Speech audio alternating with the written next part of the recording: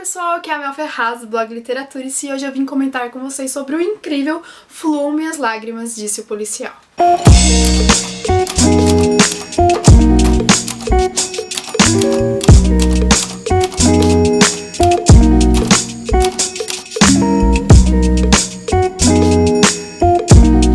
Bom, é o primeiro livro do Philip K. Dick que eu leio e eu tenho que dizer que apesar de não ter lido outros dele, tem um outro dele na fila pra eu ler, mas apesar de não ter lido outro, ser o único que eu li do autor, ele conseguiu me cativar de uma maneira tão forte, que já se tornou um dos meus favoritos do ano.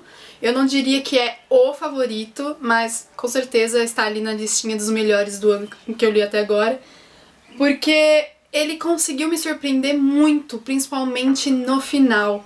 Então é um livro que contém uma temática diferente do normal e principalmente por ele trabalhar com fortes críticas quanto à sociedade, então eu gostei bastante dele. Ele vai contar a história de John Taverner, que é um músico que possui um programa de televisão muito famoso. Então esse nosso personagem aqui principal, ele faz parte daquela nata da sociedade que possui super privilégios, é endinheirado, é bonitão, enfim, é super famoso e tem um poder, assim, na sociedade bem influenciável, assim. Então ele é uma influência bem grande na sociedade e tudo muda completamente quando ele acorda, depois de alguns incidentes.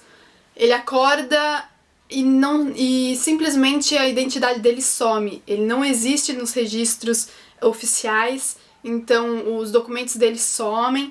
E ele vive numa sociedade que seria futurista, né, de 1988, alguma coisa assim, mas que, né, quando foi escrito o livro, era um livro, assim, do futuro, que estava contando uma história do futuro. E essa sociedade, além de ser muito opressora, ela ainda é muito controladora. Então, a cada esquina que você vai, assim, os policiais te abordam e tem a possibilidade deles pedirem o seu documento. Então, quando ele acorda e ele descobre que ele está sem nenhum documento, ele fica com medo, né, de viver, enfim, porque simplesmente não tem como ele transitar na rua livremente, sossegadamente, sabendo que ele pode ser abordado por um policial e aí parar nos campos de trabalhos forçados, né, que é como ele diz aqui que iria acontecer caso descobrissem que ele não tem documentos. E a partir disso ele vai tentar buscar alguém que faça documentos falsificados para ele, até ele entender o que realmente está acontecendo ali na vida dele,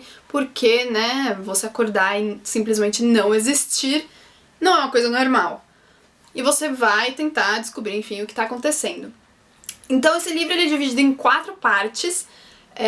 A primeira parte é meio que pro leitor se habituar tá acontecendo, deveria ser um momento de choque, assim, o que não é, porque o personagem, ele não simplesmente ele não surta, o que deixa o leitor muito mais surtado do que deveria acontecer normalmente, porque a gente fica esperando que em algum momento ele transborde, mas isso não acontece. Um dos pontos que que me deixou mais assim com o pé atrás quanto ao livro. Eu tenho ressalvas, apesar dele ser um dos meus preferidos do ano, porque por ele tratar de uma temática muito louca, eu fiquei muito sem resposta aqui com o que aconteceu com o personagem principal, desculpem. Apesar de eu entender parte do que o autor quis passar, dele explicar um pouco, o livro ele também não tem tanta descrição assim, então a sociedade que ele compõe aqui, na verdade, ela não é bem pincelada assim pro leitor, então o leitor fica imaginando como são as coisas, como que funcionam, porque simplesmente o livro tem mais diálogos do que descrições. Eu senti um pouco de falta disso aqui no livro, porque, né, se tratando de uma sociedade diferente da nossa, eu acharia necessário que isso tivesse inserido na história, na obra em si.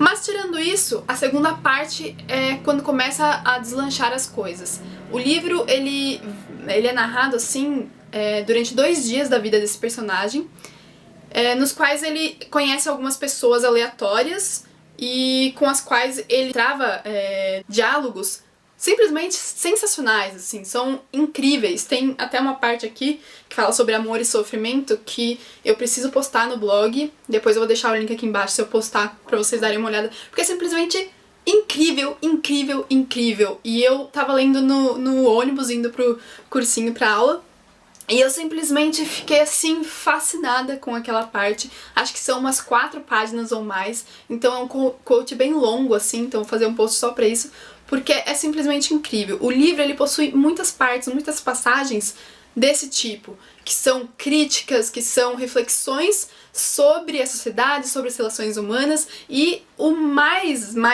assim, da história em si, é aquela coisa de realidade versus imaginário. Tanto é que aqui ele fala que o Philip K. Dick explora magistralmente os limites entre a percepção e a realidade, criando uma distopia perturbadora, vencedora do prêmio John Campbell de 1975. Ele vai mexer com temas aí que eu nunca vi sendo explorados por autores. Então, a gente chega na terceira parte e é aí que tudo é explicado. A terceira parte, ó, acho que os últimos 2 capítulos da terceira parte, que é quando tá logo no final do livro, porque a quarta parte é o epílogo, que tem 2 páginas.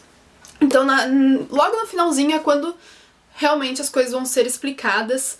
Ali vai estar a teoria, né, jogada pro leitor, porque até então, gente, eu não fazia ideia do que estava acontecendo. Eu tinha algumas teorias, mas nada se compunha realmente, porque é uma coisa totalmente louca que você não consegue juntar tudo até chegar nessas últimas páginas. Então, eu acho que esse é um dos livros que tem os melhores finais, assim, que eu já tenha lido.